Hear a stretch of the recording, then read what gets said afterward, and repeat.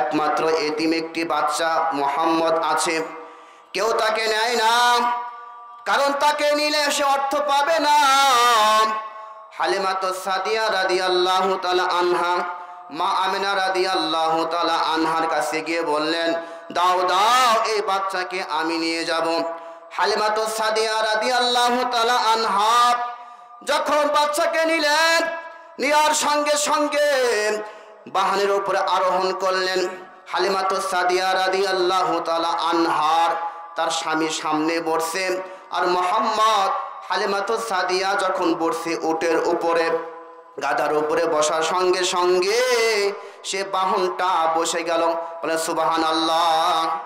হালিমাতুস সাদিয়া রাদিয়াল্লাহু তাআলা আনহা বললেন, ওগো আমার স্বামী, তুমি একটু নামো। আমি তো জানি এই বাচ্চা এতটা ওজন না, যে বাহন দিয়ে আমরা তায়েফ থেকে আমরা মক্কায় এসেছি, তাহলে কেন এই বাহনটা বসে গেল?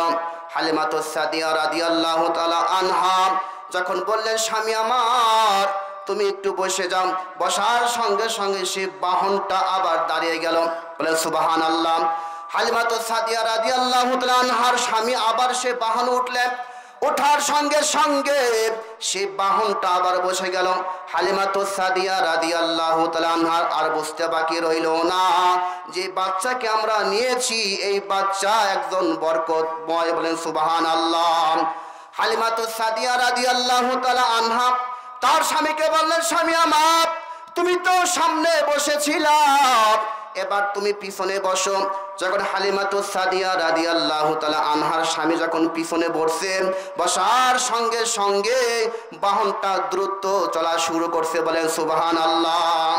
কারণ নবীজিকে পিছে রেখে একজন সামনে বসবে, এটা নবীজির শানের খেলাফ। কথা বলেন ঠিক কিনা? আমার ভাইরা, আল্লাহ তাআলা পয়গম্বরকে এত বরকত দিয়ে পৃথিবীতে পাঠিয়েছিলেন, সেই পয়গম্বর উম্মত আমরা। পয়গম্বর উম্মত হওয়ার পরও আজকে সেই নবীজির উপর দুরূদ শরীফ পড়তে পারি না, সেই নবীকে আজকে আমরা অনুকরণ করতে পারি না। আমার ভাইরা, পয়গম্বরকে আল্লাহ পাক আরেকটা বরকত দিয়েছেন, চেহারা। এত সুন্দর আকৃতি আল্লাহ তাআলা নবীকে দিয়েছিলেন। হালিমাতুস সাদিয়া রাদিয়াল্লাহু তাআলা আনহা যখন মুহাম্মদ সাল্লাল্লাহু আলাইহি সাল্লামকে যখন বাড়ি নিয়ে গেলেন, বাড়ি যাওয়ার পরে হালিমাতুস সাদিয়া রাদিয়াল্লাহু তাআলা আনহার একটি মেয়ে ছিল, নাম ছিল সীমা। হালিমাতুস সাদিয়া রাদিয়াল্লাহু তাআলা আনহা সেই সীমাকে দিয়ে বকরি চড়াইতেন। একদিন লেট করে যখন বাড়িতে আসছে, কারণ মেয়ে যখন বাইরে থাকে বাপ মার টেনশন হয় কি হয় না? কথা বলেন, অবশ্যই হয়। হালিমাতুস সাদিয়া রাদিয়াল্লাহু তাআলা আনহা তার মেয়ে সীমা যখন দেরি করে বাড়িতে আসছে, হালিমা বললেন, কি ব্যাপার তোমার আজকে কেন লেট? যাও, তোমার বকরি চড়াইতে হবে না। এই কথা বলার সঙ্গে সঙ্গে সীমা বললেন, ঠিক আছে মা, যাও যাও, আমি আর বকরি চড়াবো না। এবার হালিমা বললেন, ঠিক আছে তুমি যাও, কালকের থেকে আবার যাবা, কিন্তু ঠিক মতন আসবা। সীমা বললেন, না না, আমি আর চড়াবো না, কারণ তুমি আমার উপর রাগ করছো। এবার এই কথা বলার সঙ্গে সঙ্গে হালিমা এবং দুর্বল জায়গায় খুঁজতেছে, সীমা যদি তুমি তোমার ভাই, তুমি যদি এবার বকরি চড়াইতে না যাও, তোমার কুরাইশি ভাই সে না খেয়ে মারা যাবে, অর্থাৎ মুহাম্মদ সাল্লাল্লাহু আলাইহি ওয়াসাল্লাম। যখন হালিমাতুস সাদিয়া রাদিয়াল্লাহু তাআলা আনহা বলছে তোমার কুরাইশি ভাই না খেয়ে মারা যাবে, তখন সীমা উত্তর করলো, ঠিক আছে মা, আমি জানি আমার ভাইকে আমি খুব মহব্বত করি, যাও যাও, আমি আগামীকাল থেকে যাব। তবে মা, শর্ত হলো যখন আমি বকরি নিয়ে বকরি চড়াতে যাব, তখন আমার দুধ ভাই মুহাম্মদকে নিয়ে যাব। বলেন সুবহানাল্লাহ। হালিমাতুস সাদিয়া রাদিয়াল্লাহু তাআলা আনহা বললেন, তুমি তো একাই বকরিগুলো সামাইতে পারো না, তাহলে তুমি কিভাবে আবার তোমার ভাইকে নিয়ে যাবা? তুমি কেমনে পারবা? তখন সীমা বললেন, মা, আমি তো এর আগে যে গল্প, সেই গল্প আমি তোমাকে শোনাই নাই।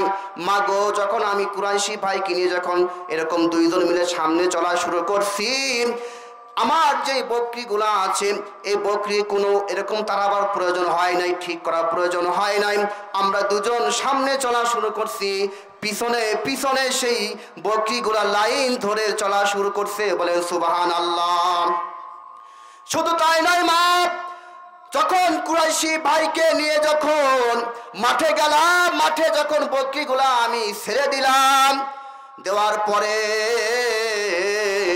আমার ভাইকে নিয়ে আমি বসলাম। আল্লাহ তাআলা আমার ভাইকে এত সুন্দর চেহারা দিয়েছেন, আমি আমার ভাইয়ের চেহারা দেখে এরকম তাকিয়ে আছি। মাগো যখন আমি তাকিয়ে আছি, কখন যে সন্ধ্যা হয়ে গেছে আমি ঠিক পাই নাই। হঠাৎ করে আমার মনে পড়লো, না জানি আমার এতগুলা বকরি আমি আনছি হয়তো হারায় গেছে। ওগো মা, যখন আমি হঠাৎ করে আমার এরকম মনে পড়লো আমার বকরি মনে হারিয়ে গিয়েছে, আমার ভাইয়ের যখন চেহারা থেকে আমি মুখ ফিরালাম, ওগো মা আমি দেখলাম সমস্ত বকরিগুলা আমার ভাইয়ের দিকে এরকম তাকিয়ে আছে। বলেন সুবহানাল্লাহ। এত সুন্দর চেহারা আল্লাহ তাআলা পয়গম্বরকে দিয়েছেন।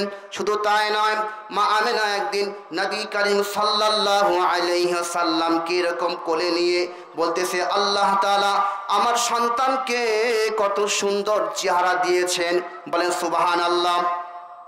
তারপর হালিমাতুস সাদিয়া রাদিয়াল্লাহু তাআলা আনহা আসলেন, এসে বললেন, মা আমেনা তুমি আর কি দেখছো? যেহেতু আমরা তায়েফ থেকে আসি, কত সন্তানকে আমরা লালন পালন করলাম।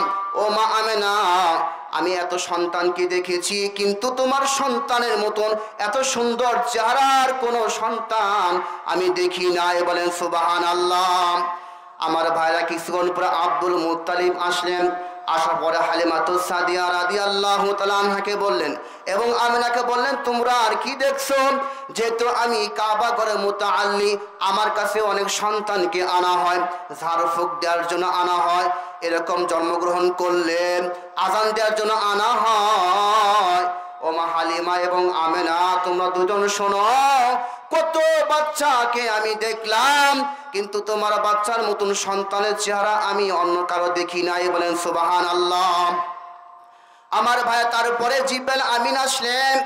আসার পর আব্দুল মুত্তালিবকে বললেন, আব্দুল মুত্তালিব তুমি তো কত সন্তানকে দেখেছো, তুমি শামে যাও, ইরাকে যাও, কত দেশ সফর করো।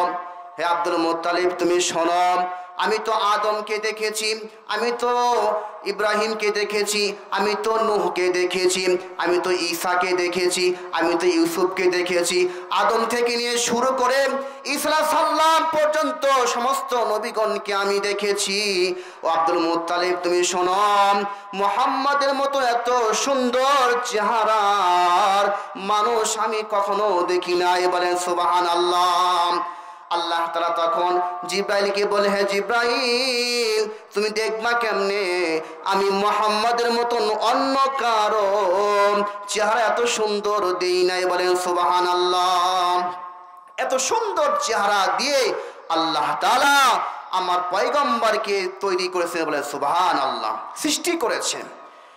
মিশরের মেয়েরা ইউসুফ আলাইহিস সালামের চেহারা দেখে হাতের আঙ্গুল কেটে ফেলেছিল। মা আয়েশা সিদ্দিকা রাদিয়াল্লাহু তাআলা আনহাকে বলা হলো, ও মা আয়েশা, মিশরের মেয়েরা ইউসুফ আলাইহিস সালামের চেহারা দেখে হাতের আঙ্গুল কেটে ফেলেছিল। তখন মা আয়েশা বললেন, যদি মিশরের মেয়েরা আমার পয়গম্বর জনাবে মুহাম্মদুর রাসূলুল্লাহ সাল্লাল্লাহু আলাইহি ওয়াসাল্লামকে দেখতো, তাহলে তাদের অন্তর কেটে ফেলতো। আল্লাহু আকবার বলেন। আল্লাহ তাআলা আমার পয়গম্বরকে এত সুন্দর করে বানিয়েছিলেন, অথচ তায়েফবাসীরা আমার পয়গম্বরকে রক্তাক্ত করেছিল কিনা? কথা বলেন ঠিক কিনা? তারা এত সম্পদ পেয়েছিল মুহাম্মদ সাল্লাল্লাহু আলাইহি ওয়াসাল্লাম, এরপরও তারা পয়গম্বরকে আঘাত করছিল কিনা? কত ব্যথা কত ভাবে সয়েছ যে তুমি, তোমারই খুনে লাল তায়েফের ভূমি। ফেরেশতা এসে চাই শাস্তির হুকুম, লৌহ মাখা মুহাম্মদ প্রাণেতে হাসরাত।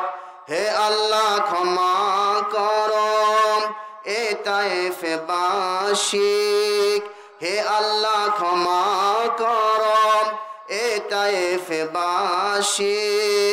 এরা চিনেনি তো আমি যে মুহাম্মদ। হৃদয়ে মুহাম্মদ, চেতনায় মুহাম্মদ, জীবনে মুহাম্মদ, মরণে মুহাম্মদ। হৃদয়ে মুহাম্মদ, চেতনায় মুহাম্মদ, জীবনে মুহাম্মদ, মরণে মুহাম্মদ। আল্লাহু আকবার বলেন।